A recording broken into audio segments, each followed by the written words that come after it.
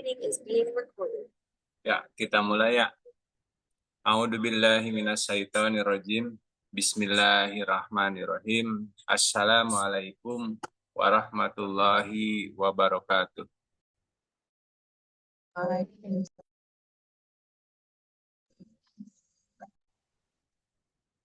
Alhamdulillah pada hari Kamis ini kita seperti biasa ya melaksanakan kegiatan rutin yaitu mensiram taman. Yang dulunya kobar, sekarang kita ganti mensiram. Jadi bukan mensiram ya, mensiram taman. Artinya kita sudah mulai membangun taman ya, dan kedepannya ya kita perlu melakukan perawatan ya, salah satunya dengan siram. Itu secara pasti alamnya. Maka secara budaya pun kita harus benar-benar rutin terjadwal mensiram. Kenapa? Karena seperti halnya tanaman dan tumbuhan, ya manakala kita tidak melakukan uh, mensiram, maka itu akan layu. Ya. Bahkan kalau lama-lama itu akan kering dan mati. Begitu budaya pun ya harus kita senantiasa melakukan hal ini.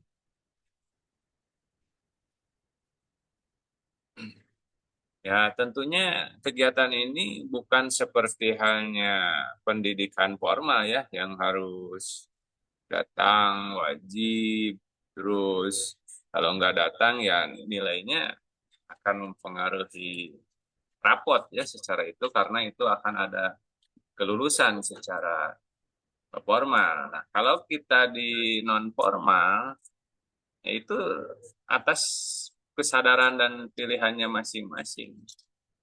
Nah, di saat terus melakukan dengan sepenuh hati, ya, walau waktu kadang sulit untuk menyamakan waktu itu.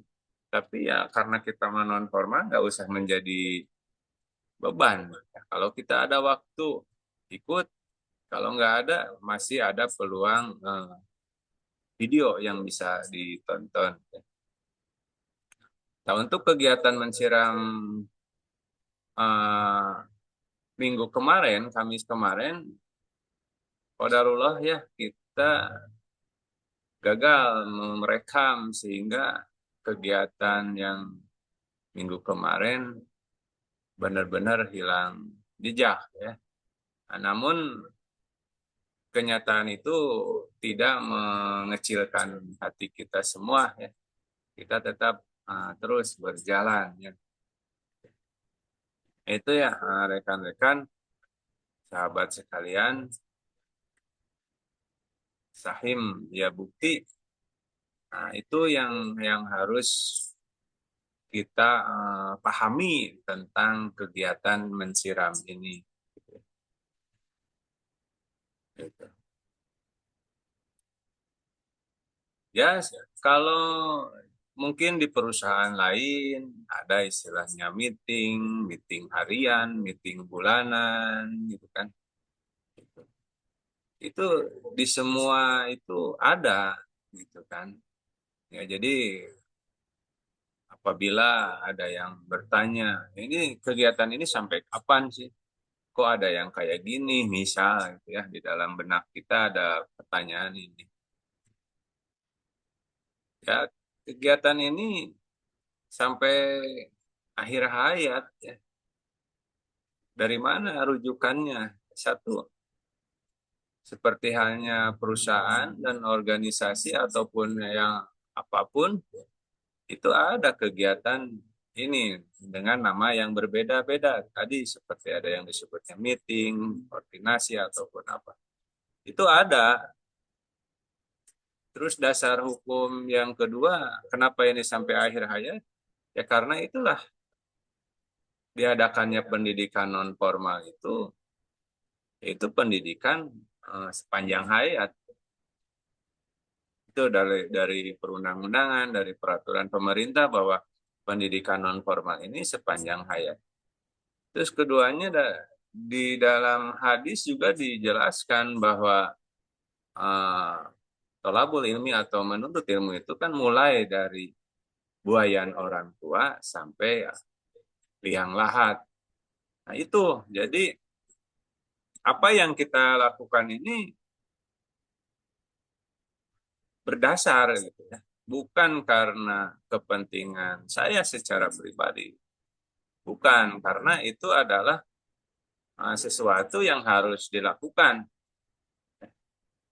Ya, saya secara pribadi pun ya sama dengan Sahim semua.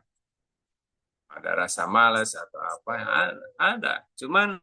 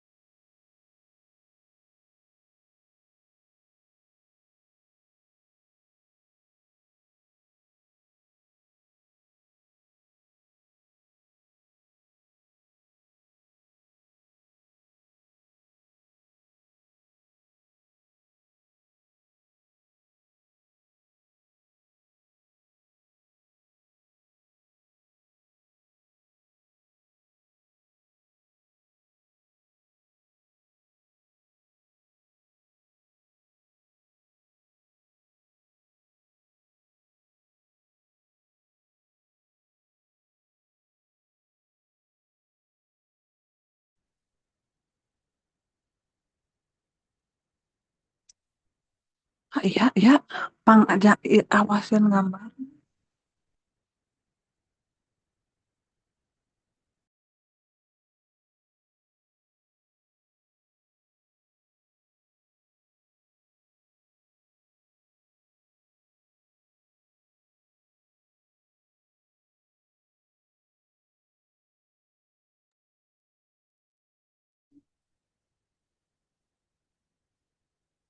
nyambung lagi ya. Nah, jadi sahabat sekalian, bahwa kegiatan ini benar-benar ya harus. Tadi maaf terputus dulu ya karena ada gangguan sinyal.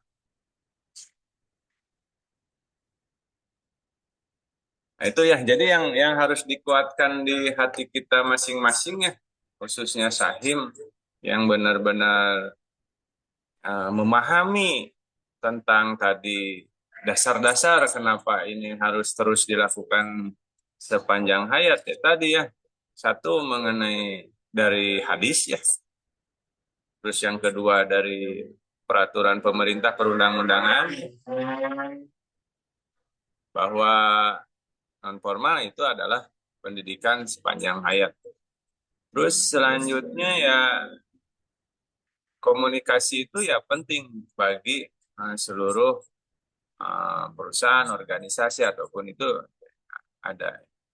Nah, cuman kita sifatnya ya atas dasar satu kesadaran diri. Nah, maka kita harus membangun kesadaran. Ya. Nah, yang pertama, yang sering saya sampaikan itu bahwa kita itu harus membangun kepercayaan, tapi tidak boleh atau tidak mudah percaya. Itu ya, rekan-rekan.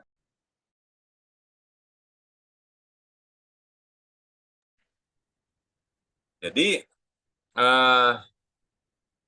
satu itu yang harus menjadi pegangan. Kita harus membangun kepercayaan, tapi jangan mudah percaya. Bagaimana Pak Teddy? Itu ya harus ada dibangun komunikasi tadi. Nah, komunikasi itu yaitu membangun komunikasi itu yang pertama jernihkan dulu pikiran. Nah, jernihkan pikiran, terus bersihkan hati.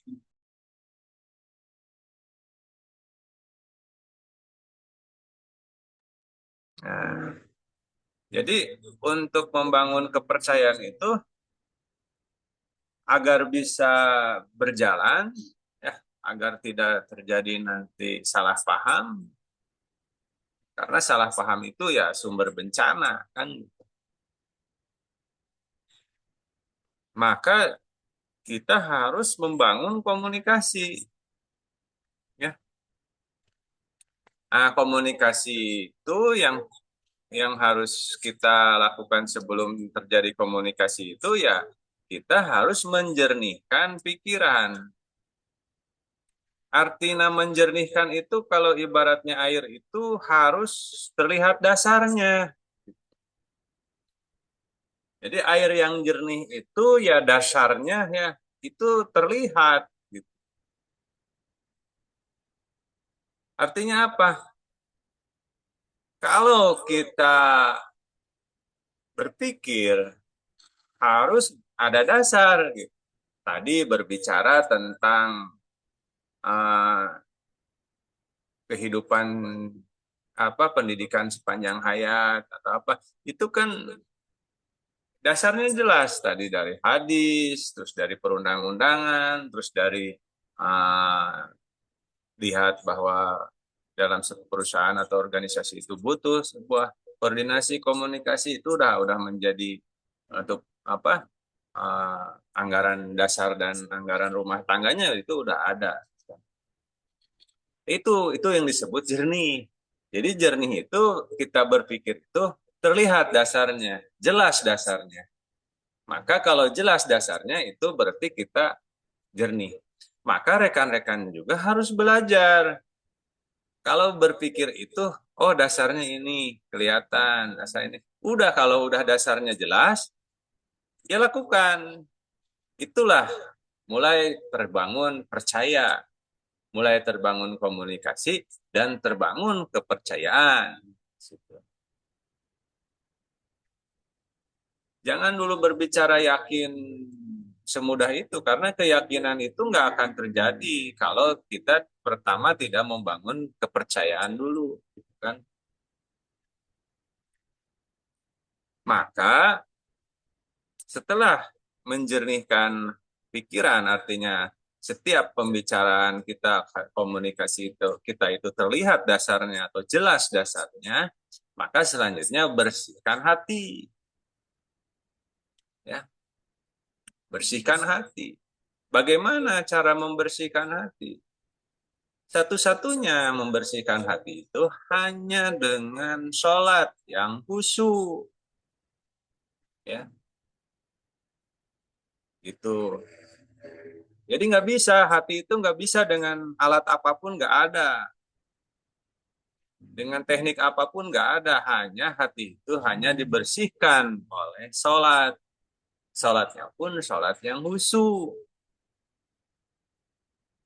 Bagaimana sholat yang khusyuk? Ya harus dibenerin dari awal. Mulai dari wudhu, bersih membersihkan semua kotoran secara alam, terus kotoran secara budaya. Artinya kalau misal kita contoh membersihkan telapak tangan, berarti bagaimana telapak tangan ini asalnya kotor, kita sering nampar atau sering memegang hal-hal yang haram, maka kita bersihkan. Gitu kan. Bersihkan.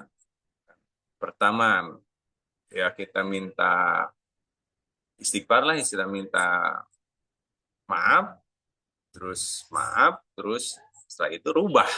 Kan. Nah, setelah wudhu, Nah, setelah wudhu maka lakukan di situ takbiratul ihram. Wudhu takbiratul ihram. Berarti takbiratul ihram itu apa? Berarti setelah kita menyatakan saya mau misalnya membangun dengan ya bukti, maka seperti halnya takbiratul ihram, maka haram melakukan kegiatan yang lain. Maka Allahu Akbar. Setelah Allahu Akbar, maka kita haram melakukan makan, minum, atau ngelarak lirik kanan kiri atas ke atas, ke samping, ke belakang. Maka fokus ke tempat sujud, artinya apa? Fokus ke tujuan. Itulah disebut takbiratul ihram. Mata melihat ke tempat sujud, ke tempat kita yang akan dituju. Itulah disebut takbiratul ihram. Maka dilanjut dengan doa iftitah, pernyataan sikap bahwa ini wajah tu wajhia lilladzi fataras samawati wal ardh. Berarti di situ Anda menyatakan terhadap diri Anda langsung ke Allah Sang Maha Pencipta. Ya Allah, saya hanya menghadap menurut, jadi hidupnya menurut ilmu yang Anda berikan kepada kami. Hanya menurut Anda yang telah menciptakan. Nah, gitu. Jadi itu selanjutnya ya itulah nanti ada session khusus ya nanti di kegiatan Kurmasihat. Nanti kita akan membahas keilmuan-keilmuan itu. Nah, di sini yang penting mah mensiram ini yaitu judulnya itu bagaimana kita sampai ilmu ini benar-benar diwujudkan. Kan seperti yang materi Kamis kemarin yang rekamannya bilang bahwa tegak. Nah, ini sudah tegak gitu ya. Maka tegak itu sama dengan berarti udah mau bangkit gitu itu bangkit. Selanjutnya kita berarti diawali dengan bangkit dulu. Maka bangkit terus membangun maka ada maka wujud gitu ya. Itu minggu kemarin itu intinya itu. Tegak, bangkit, bangun, ada wujud. Gitu. Itu ya rekan-rekan. Nah, berarti bagaimana nih komunikasi yang benar itu yang bagaimana ya setelah kita tadi membersihkan, menjernihkan pikiran, setelah membersihkan hati, maka bagaimana komunikasi yang benar itu yang bagaimana? Hanya kita ngobrol-ngobrol saja, itu kan atau gimana kan? Nah, kita jangan sampai ngobrol ya ngobrol di warung berbeda ya kita komunikasinya harus ada dasar. Nah gitu ya rekan-rekan. Jadi bangun kepercayaan tapi tidak atau tidak mudah percaya. Ya tidak boleh mudah percaya. Maka bangun komunikasi. Nah, cara ngebangun komunikasi pertama jernihkan pikiran. Berarti yang jernih itu berarti terlihat dasarnya. Berarti kalau kita berpikir dan hasilnya nanti menghasilkan pembicaraan atau program, itu harus jelas dasar. Itulah yang disebut air yang jernih itu terlihat dasar. Maka kita kalau melaksanakan program atau mau berbicara apapun harus jelas dasarnya. Itu disebut jernih pikiran. Yang kedua bersihkan hati. Yang tadi bersihkan hati itu berarti hanya satu teknik, gak ada teknik lain untuk membersihkan hati itu, yaitu hanya dengan sholat yang khusyuk. Sholat tepat waktu. Maka sholat itu diawali dengan apa? Maka mulai dari bersih-bersih tadi. Bersih tangan, bersihkan mulut, bersihkan hidung, wajah, kepala, dan seluruhnya. Sampai ke kaki ya. Itu berarti secara pasti alamnya membersihkan kotoran dari tadi telapak tangan, mulut, hidung. dan sebagainya itu secara pasti alamnya. Nah, secara budayanya berarti apa yang suka dilakukan telapak tangan kita, apa yang suka dilakukan oleh mulut kita, apa yang suka dilakukan oleh hidung kita, yaitu bersihkan. Pertama ya meminta maaf dan perbaiki. Itu yang disebut istighfar ya. Jadi maaf, perbaiki. Usahakan jangan diulang kesalahan yang sama.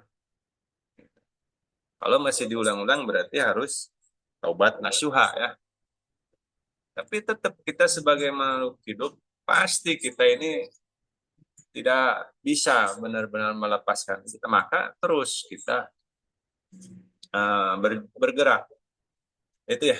Nah sekarang bagaimana sih komunikasi yang benar ya setelah kita menjernihkan pikiran, ya, terus membersihkan hati. Nah, terus bagaimana sih yang disebut komunikasi itu? Maka kita membuat sebuah rumus, namanya itu arka ya. Nah, ini.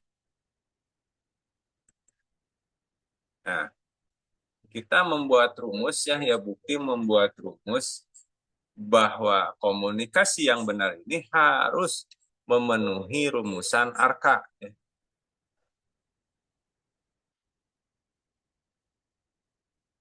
Ini arka ini sebuah ilmu ya. Bahkan dalam kegiatan waktu lalu ya, waktu dihadiri oleh Kadis, waktu itu Kadis Purwakarta masih Dr. Purwanto ya, melihat ilmu arka ini justru beliau yang menyatakan ini adalah sebuah ilmu yang luar biasa. Beliau menemukan ini di ya bukti. Nah, maka sekelas beliau juga sangat mengapresiasi dan sangat mensupport, mendukung rumusan ilmu arka ini, maka kenapa kita tidak gitu ya? Nah, maka di sini arka itu apa? Arka bukan hanya akronim ya, tapi sebelum saya jelaskan arka ini akronim, bahwa arka ini ya secara arti kata, arka ini adalah matahari gitu. Jadi arka ini kalau nggak salah saya nemukan ini menurut bangsa Sanskerta kalau nggak salah atau nggak tahu apa. Yang jelas arka ini artinya matahari. Ya. Nah, jadi kalau kita melakukan arka, maka kita akan menjadi seperti halnya matahari. Jadi benar-benar memancar. Gitu kan. Satu sisi kita memancar, satu sisi kita menarik. Itulah matahari kan memancarkan dan menarik itu dengan gravitasi. Maka seluruh semesta itu terus tertarik oleh matahari itu, namun sesuai dengan jarak yang telah ditentukan. Tetap kalau kalau terlalu dekat ke matahari, apalagi dekat pesan atau nempel matahari, ya hancur. Tapi matahari sudah memiliki sebuah sistem bahwa setiap makhluk atau planet itu ada sesuai udah jaraknya. Maka disitulah porosnya. Nah, jadi kita kalau ke matahari jangan terlalu dekat juga, itu udah sesuai pas. Nah itulah bumi ini yang jaraknya benar-benar pas. Nah itu ya, jadi arka itu matahari. Sehingga kalau kita melaksanakan arka, maka sahim semua, ya, sahim ya bukti, maka di lingkungan Anda akan seperti matahari gitu, yang memancarkan dan bakal menjadi daya tarik yang lain, sehingga yang lain akan akan merapat kepada Anda, namun tadi dengan jarak yang telah ditentukan. Jadi kita nggak usah terlalu dekat, ya, Tapi tetap itu akan dengan otomatis ya akan mengikat. Nah, itu secara arti kata. Namun yang saya maksud di sini arka yang hubungan dengan komunikasi ini bahwa arka itu ada 4 huruf ya. Ada A, R, K, A. Nah, A di sini itu as. Artinya apa? Bertanya. Nah, gitu. As itu bertanya. R-nya respon. Itu tanggap. Karena know itu tahu. A-nya di sini saya ambil yaitu care dari care. Itu peduli. Itu ya. Nah, di sini maka akan terlihat kalau rekan-rekan tidak melakukan arka, berarti tidak pernah bertanya, otomatis orang yang tidak bertanya itu otomatis tidak akan menanggapi. Dijamin itu udah otomatis orang yang tidak bertanya maka dia tidak akan menanggapi. Maka kalau tidak menanggapi maka dia tidak akan tahu.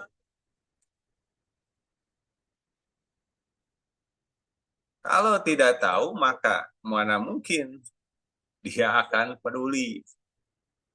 Maka biasanya orang yang tidak melakukan arka itu ya kriterianya tipenya orang yang sombong. Gitu kan. Maka sombong itu ya otomatis nanti ya gagal. Karena apa? Terjadi banyak kesalahpahaman dan apa ya untungnya ya gagal, rusak. Itu ya rekan-rekan.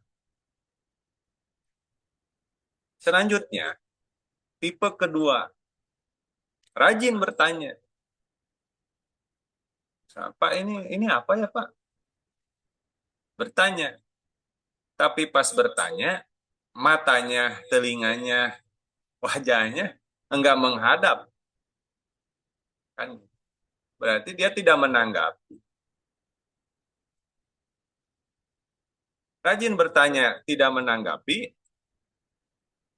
maka dia tidak akan mengetahui, tidak akan tahu. Kalau tidak mereka dia itu tidak tahu, maka tidak akan peduli. Nah, tipe orang seperti ini, biasanya yang rajin bertanya tapi tidak menanggapi, itu ya caper atau kepo, cuman pengen tahu doang. Bukan pengen tahu doang. Jelas kan kalau tidak menanggapi dia tidak akan tahu, berarti ya hanya bertanya doang ya, caper, cari perhatian, pengen terlihat, oh saya aktif, misalnya. Gitu kan. Maka orang yang caper pun ini akan gagal. Gagal karena ya, tidak terjadi tahapan selanjutnya.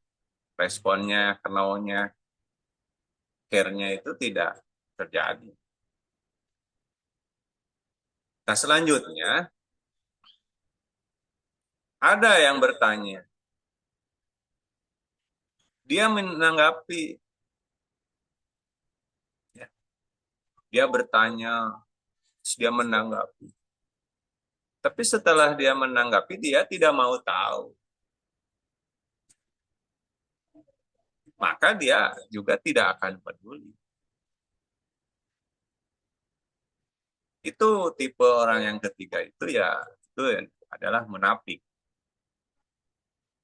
Orang yang munafik ya akan gagal juga. Gagal juga. Jadi nggak akan berhasil di dalam satu perkumpulan atau dalam satu organisasi atau dalam satu perusahaan itu tidak akan berhasil. Maka dia gagal. Nah gitu ya rekan-rekan. Itu tipe orang yang ketiga, yaitu munafik. Apa yang munafik itu berarti yang dia bertanya, dia menanggapi, tapi tidak mau tahu. tidak mau mengetahui dan apa, otomatis dia tidak akan peduli. Terus yang keempat,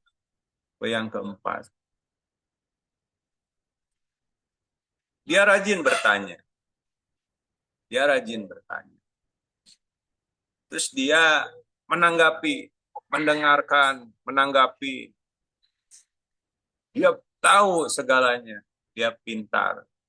Tahu segalanya apa yang terjadi di Yabukti misalnya. Dia tahu semuanya, sistemnya segala macam. Namun sayang, dia tidak peduli.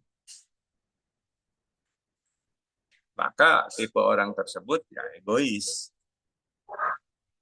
Sudah bertanya, sudah menanggapi, dan sudah mengetahui, tapi dia tidak peduli. Maka orang tersebut tipenya disebut egois. Itu yang tipe keempat. Jadi komunikasinya akan gagal. Gagal. Nah, terus bagaimana yang tipe kelima? Ada yang bertanya, dia menanggapi, dia mengetahui, dan dia sangat peduli. Artinya benar-benar mewujudkan, melaksanakan semua program dengan kemampuan, dengan sesuai kemampuannya. Walaupun dia sedikit ataupun walaupun dia hanya secuil, tapi dia peduli, maka inilah tipe yang kelima, itu disebut manusia unggul. Inilah yang akan berhasil. Nah, itu ya rekan-rekan. Jadi kita itu harus dibangun oleh ini arka. Arkanya ya, dengan penuh harap ya kita di dalam doa tahiyat awal dan tahiyat akhir sering kita baca kan, tahiyatul mubarakatus shalawatut thayyibatul lillah gitu kan. Terus di dalam sholawat Allahumma sholli ala Muhammad kan, wa ala ali Muhammad gitu, di situ ada Allahumma sholli ala Muhammad wa ala ali washalim gitu kan. Atau dina tahiyat akhir kan, at-tahiyatul mubarakatus salawatut thayyibatul lillah, assalamu alaika ayyuhan nabi wa rahmatullahi wa barakatuh, assalamu alaina wa ala ibadillahi sholihin. Nah di situ, jadi di situ assalamu alaika ayyuhan nabi wa rahmatullahi, jadi kita sudah menyaksikan bahwa kepada Rasul, kepada Nabi, Allah sudah mewujudkan kehidupan yang tadi, at-tahiyatul mubarakatus shalawatut thayyibatulillah, itu sudah berwujud kepada Nabi, kepada Rasul, dan pendukungnya. Maka di situ kita lanjut berharap, assalamu alaina, mudah-mudahan yang tadi at-tahiyatul mubarakatus shalawatut thayyibatul itu berwujud kepada saya dan ibadillahi sholihin yang berbuat tepat. Jadi soleh itu ya yang berbuat tepat. Artinya yang berbuat tepat apa? Yang ini yang melakukan arka yang tipe kelima. Gitu. Jadi assalamu alaina wa ala ibadillahi sholihin itu ini. Kita sama-sama berharap ya Allah, mudah-mudahan yang teman-teman atau sahim yang sudah benar dia bukti itu ibadah salihin. Jadi yang benar-benar berlaku tepat. Solihin itu, soleh itu tepat berbuat. Artinya apa? Yang tepat berbuat ya arka. Itu ya rekan-rekan. Jadi itulah disebut arka. Maka sholat itu ya ini untuk menancapkan hati. Jadi tidak bisa hati itu obatnya nggak ada yang lain. Hanya dengan sholat. Maka sholat itu ke depannya harus tahu makna-maknanya. Sehingga sholat kita itu tidak hanya ucang-ucangan atau ucang-uceg kayak topeng monyet kan. Pernah lihatan topeng monyetnya? Dikasih motor-motoran, wes motor, tepuk tangan penonton. Dikasih sajadah, monyet sholat bisa gerakan.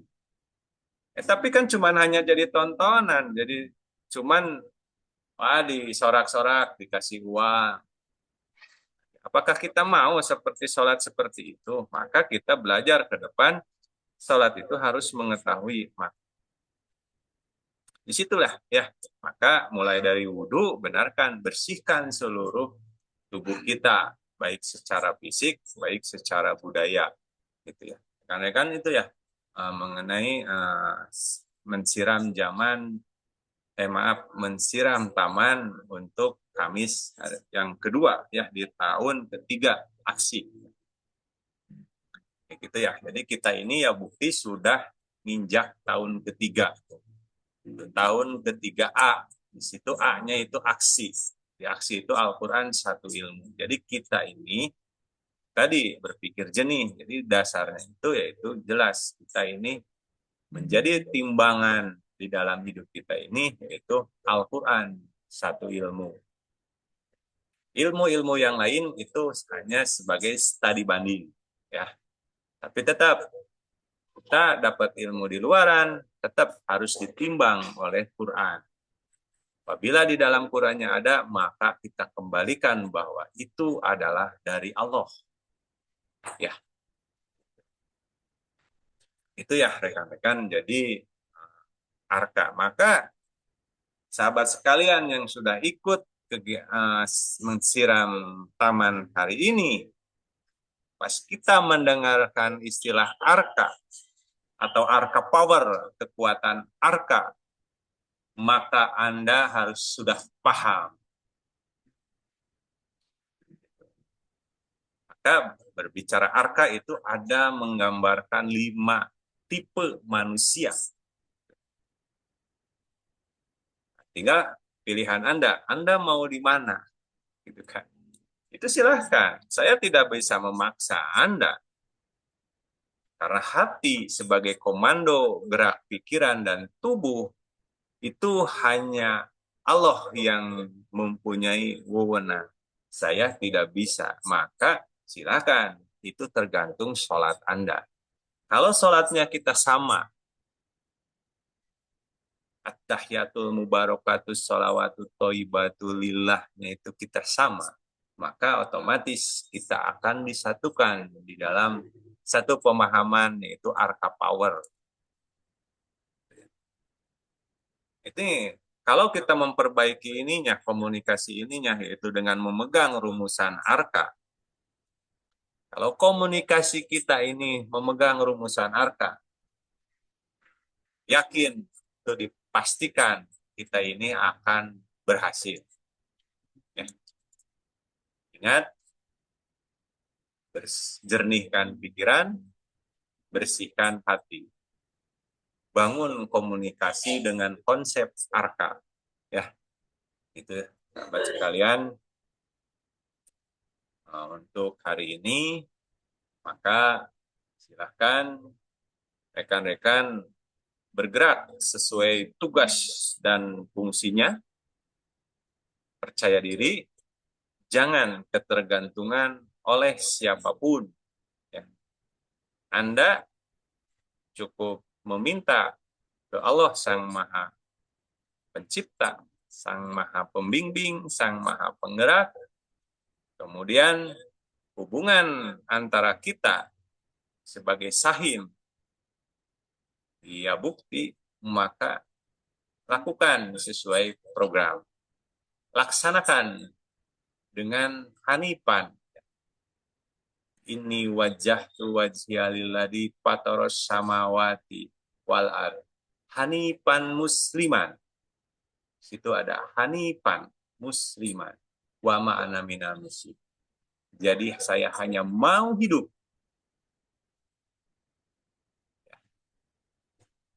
Islam dengan Islam, satu sistem kehidupan yang maha agung, gitu kan? Yang maha hebat, yang maha segalanya. Dan wa ma'ana minal musyrikin. Saya tidak mau mendualisme. Saya tidak mau lagi melirik atau tertarik atau berbagi kekaguman dengan yang lain. Itu rekan-rekan ya.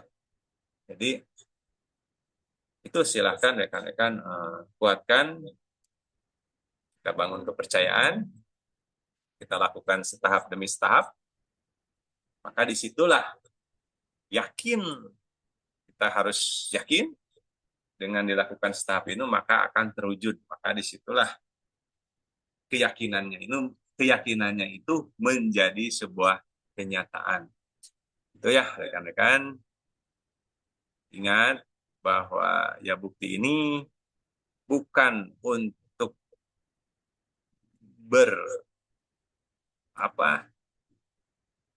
bukan mau meninggikan dengan cara menghancurkan yang lain, bukan. Justru kita itu menjaga keseimbangan. Ya. Artinya menjaga keseimbangan itu tidak boleh merusak yang lain. Kita perbaiki saja diri kita tanpa merusak yang lain. Biarkan Allah yang menentukan, gitu kan, atas pilihannya masing-masing.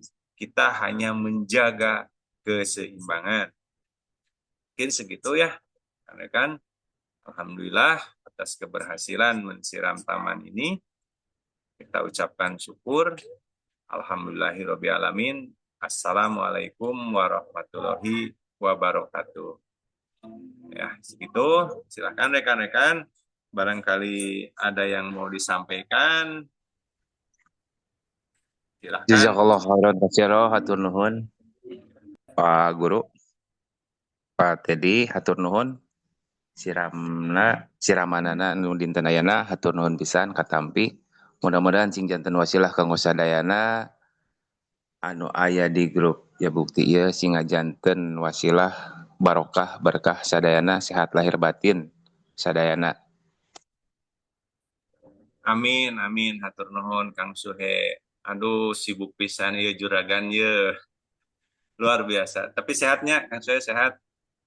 Alhamdulillah izin Allah masih dipastikan sehat. Syukur, nu penting mah nya eta. Biarpun kita hemat, jarang ketemu nggak ada masalah. Itu kan kita mah makhluk ya, biarkan aja. Eh, kita kemampuannya masih kene terus ini ya nikmati aja, nikmati. Yang penting kan kita ada online.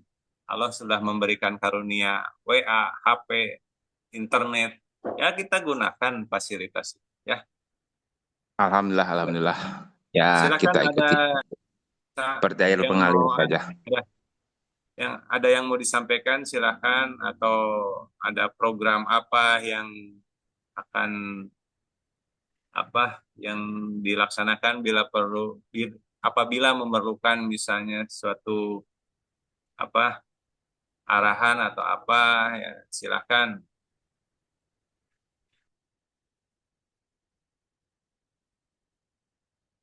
Mangga yang lain yang di Purwakarta, mangga yang di Bekasi silakan Oh ya, ini ada masukan nih. Karena kegiatan Kurma Sehat itu kan nggak mungkin ya oleh saya sendiri. Nah, nanti ini ada yang siap mensupport, yaitu Bu Nur Aini ya dari Bekasi. Cuman beliau minta malam minggu. Ya boleh, nanti pas pematerinya Bu Nur Aini nanti kita adakan malam minggu. Tapi tenang, bagi Sahim semua ya nggak usah jadi beban. Kalau ada waktu malam minggu ya ikut, kalau enggak ya tinggal tonton video. Ya, kita mah harus rileks aja, nggak usah jadi beban. Kita mengalir aja. Kayak gitu ya, berarti yang siap nanti membantu mengisi kegiatan Kurma Sehat, Bu Nuraini, terus yang lainnya ada yang siap, boleh Kang Suhe, boleh nanti mau mengisi materi, mengalancarkan Siap komunikasi insya Allah. lah. Siap insya Allah. Oke, saya nyiapkan dalam materi apa nginten.